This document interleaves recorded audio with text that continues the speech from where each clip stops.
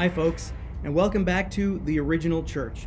Today's question is by request, and it's a little bit advanced, but if you don't know what the FILIOQUE is, it's a Latin compound word. It means and the Son. Filio is son, que is a suffix you use to mean and in this case, Latin doesn't require the word the. So this is the Latin word behind that part in the creed when we say, in the West, that the Holy Spirit proceeds from the Father and the Son. Now, this is controversial because the Nicene Creed that is used in the Eastern traditions is exactly the same as ours, except that it does not have those three words in English, and the Son, because those words, or their equivalent, are not in the Greek. So you understand what I'm saying. The original version of the Nicene Creed does not have this. The Western Church added it later. So there are really several questions here. One, did the concept of the Filioque, which is double procession, the procession of the Holy Spirit from the Father and the Son, did that concept exist in the original church? Number two, is it orthodox or is it a heresy? And number three, was it right or was it wrong for the Western Church to add it to the creed? Now, to answer these questions, I need to clarify a little bit of doctrine and then tell the story. First, the doctrine. There are actually two doctrines that we need to understand here. The first is called inseparable operation. The doctrine of inseparable operation says that all three persons of the Trinity are involved and at work in all divine activity, right? We don't have a God of creation and a God of salvation and a God of some, that would be three gods, or that would be some other heresy. No, all three persons of the Trinity work together in all divine activity. That's inseparable operation. Now, because of this, there's another doctrine that's important. It's called appropriation. This says that since the three persons of the Trinity are all one God and all working together, then anything you can say about one person of the Trinity, you can also say about the other two persons or about the Trinity in general. So, because the Father is creator, really, all three persons of the Trinity are creator. The Trinity is creator. You see what I'm saying? So, the three persons of the Trinity are one God, so anything you can say about any one person of the Trinity, you have to be able to say also about the other two persons of the Trinity, with a couple of very important exceptions, because the three persons of the Trinity are not just one person with three names. That would be another heresy. So there are a few exceptions to the rule of appropriation. In other words, there are things that make each person of the Trinity unique. For example, only the Son was incarnate. Only the Son became human. The Father did not become human, and the Spirit did not become human. So the incarnation is something that applies in that sense only to the Son. Well, when it came time to describe what was unique about the Holy Spirit, it was really difficult for the church to clarify this, but they finally came up with the word proceeds. The Holy Spirit proceeds. And all the church fathers would agree that it is right to say that the Holy Spirit proceeds from the Father through the Son. But when they wrote the creed, it only said that the Holy Spirit proceeds from the Father, period. Now, I want to make a point that I will come back to in a minute. Creeds were never meant to say everything we believe. I mean, they would have to be the length of a set of encyclopedias in order to do that. So, just because something is not in a creed does not mean that we reject it. Also, even the Nicene Creed was never meant to replace all other creeds.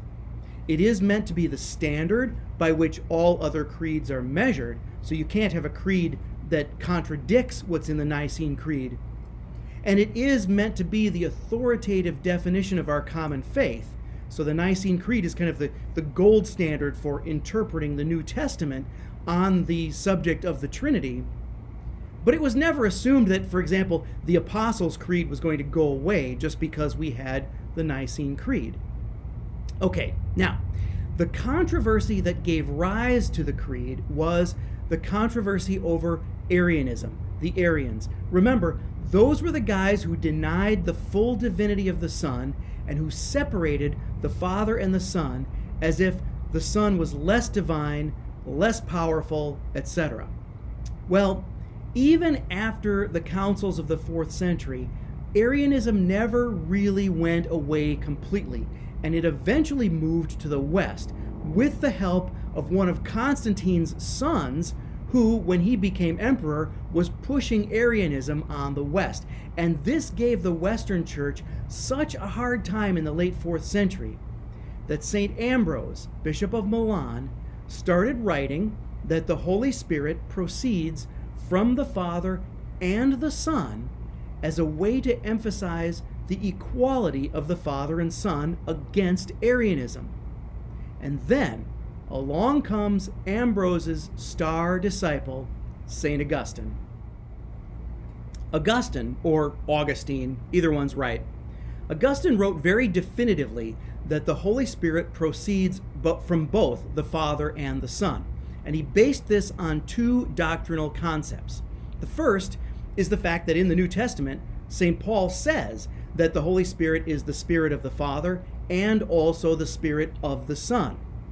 The second is that doctrine of inseparable operation, that all 3 persons of the Trinity work together in every divine activity.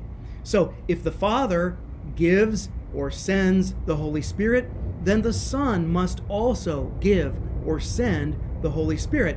Otherwise, the Father and the Son would be working separately. Now, here I have to make a bit of a disclaimer, 2 actually. First, not everything that St. Augustine says is automatically correct just because he says it. I know he's a doctor of the Church, but the Church actually rejected some of the things that St. Augustine wrote and taught. We'll have more on that later. Now, I'm not saying that his writing on double procession is a heresy. It's not. But he goes too far, like he always does. In his argumentation, he overstates a lot of things. And in this as well, he goes a bit too far, even contradicting himself. And that's how I know that I can say he goes too far, because he contradicts himself. Second, Augustine is really at the very end of the period that we are calling the original church. In fact, I'm going to argue in a later video that he marks the end of the original church and perhaps even the beginning of whatever it is that comes next. But because double procession, the Filioque, is in Ambrose before him, we won't say that Augustine invented it, but he did turn it up to 11, if you will. Well, anyway, the West clings to this idea of double procession because it successfully refutes Arianism. Now, they first added this to the creed in Spain. Then from there, it migrated to England, and then from there back to the continent of Europe. And then much later, it became the straw that broke the camel's back.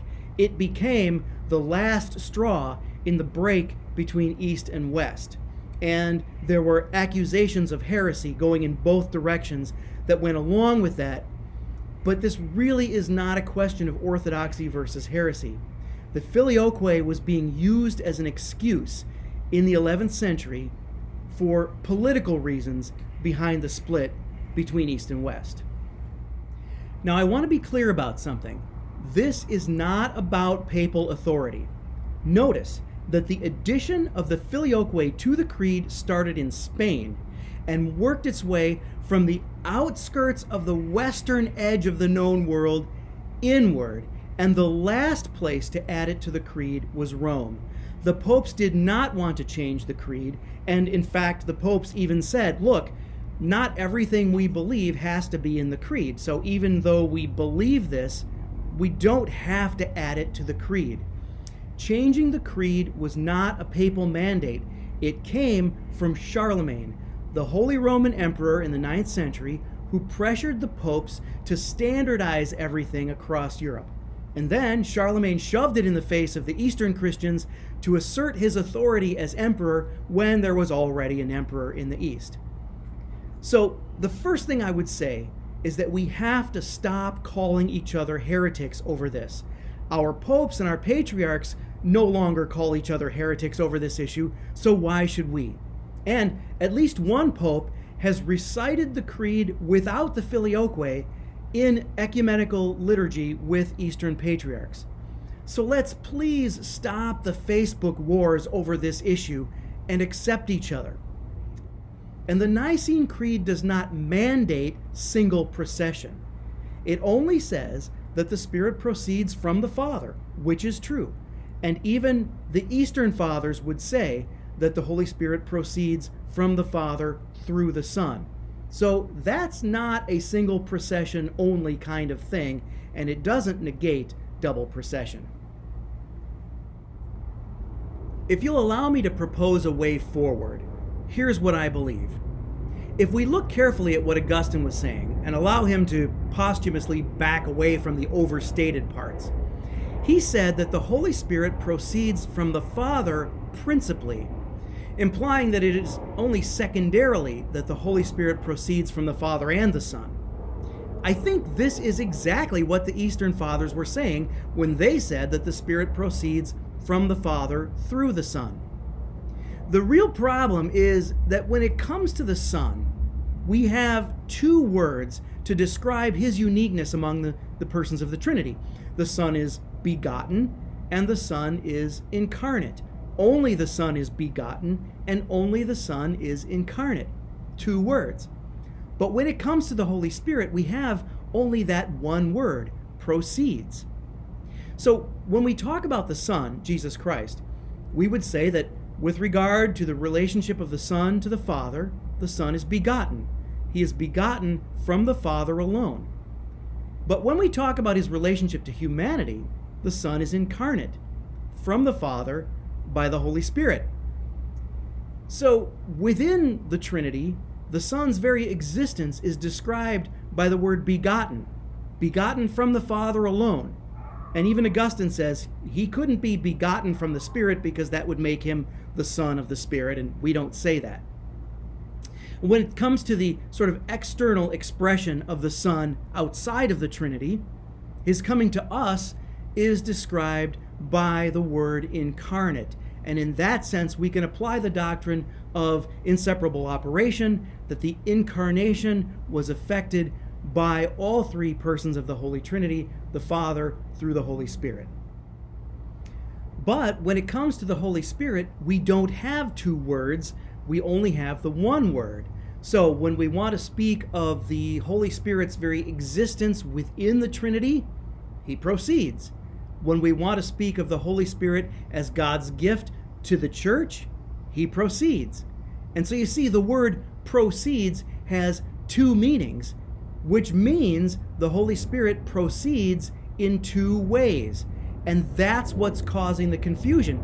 Because I think when Easterners insist that the Holy Spirit proceeds from the Father alone, they mean in his eternal existence and the internal relationship within the Trinity. And in that sense, the Holy Spirit proceeds from the Father alone.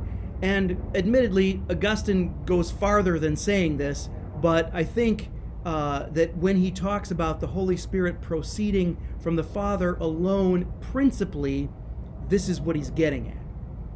On the other hand, when Westerners insist that the Holy Spirit proceeds from both the Father and the Son, they mean in the sense that the Holy Spirit is a gift to the church. And this is where those passages come in where Jesus says that he is sending the Holy Spirit. So as a gift from God, the Holy Spirit proceeds from the Father and the Son. So you see, we have two different definitions of the word proceeds. One that is more or less internal to the Trinity, and that's where I think it's fair to say the Holy Spirit proceeds from the Father alone. We might call this the Spirit's eternal procession. And then there's another definition that is more external to the Trinity, which is when we would say that the Holy Spirit proceeds from the Father and the Son, the Holy Spirit's procession in time. And if we don't have that, then we would be contradicting those New Testament passages that talk about the Holy Spirit as being the Spirit of the Son and a gift from Jesus himself. The point is, if the concept of procession is properly understood, then there's a way in which both the East and the West are right. We should not be arguing over this. Now, you can say that the West should not have added it, but don't blame the popes, and don't make this an issue of papal authority. Blame Charlemagne and imperial politics. And it's true that this was a major factor in the split of 1054. But don't blame the doctrine that successfully refutes Arianism. Blame the Pope's ambassador and the patriarch and ecclesiastical politics. Now, if the Pope ever says, hey, we're taking the Filioque out of the creed, even though we believe it, you know what? I would be fine with that for the sake of unity. But as long as it's in there, I'm going to say it. Because before there were ever creeds written at councils, there were regional creeds. And so I think it's fair to consider that the Nicene Creed with the Filioque in it is the Western version of the Nicene Creed, until the Pope says otherwise. Well, that's the short version of the story of how the original church got the Filioque. It's a very sad thing that this is a factor in dividing us, because I don't think it has to. We can actually look at this.